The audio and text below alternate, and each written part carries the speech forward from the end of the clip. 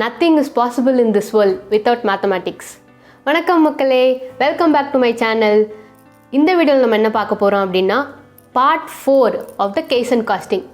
இந்த வீடியோட topic calculator. So calculator நம்ம எல்லாருமே யூஸ் பண்ணுறது தான்.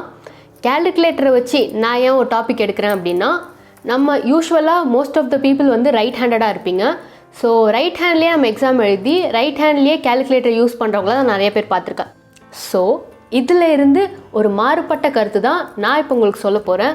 அதாவது லெஃப்ட் ஹேண்டில் கேல்குலேட்டரை யூஸ் பண்ணி ரைட் ஹேண்டில் எழுதணும் அப்படிங்கிறது தான் இந்த வீடியோவோட concept. Left handle calculator use பண்ணுறதுக்கு 2 ரீசன்ஸ் இருக்குங்க. ஃபர்ஸ்ட் ரீசன் அப்படின்னு பார்த்தீங்கன்னா டைம் சேவிங்.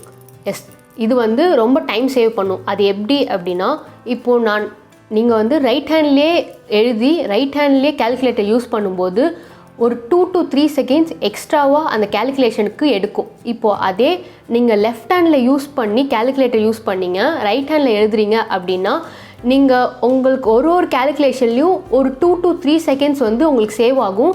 பிகாஸ் அந்த ப்ராசஸ் வந்து it is happening simultaneously.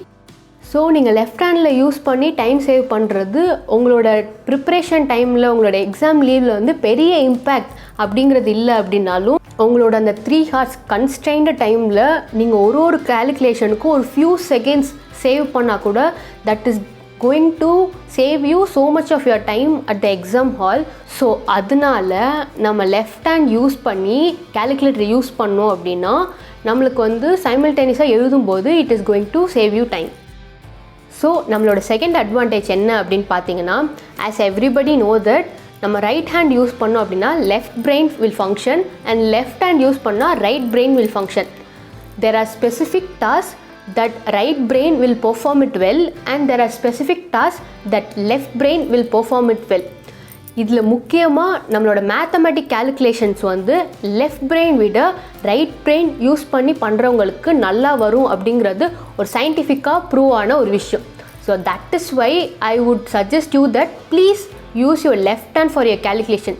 So நம்ம லெஃப்ட் ஹேண்ட் யூஸ் பண்ணி கேல்குலேஷன் பண்ணும்போது ரைட் பிரெயின் யூஸ் பண்ணுறதுனால you will be in a better position to solve the sums very easily.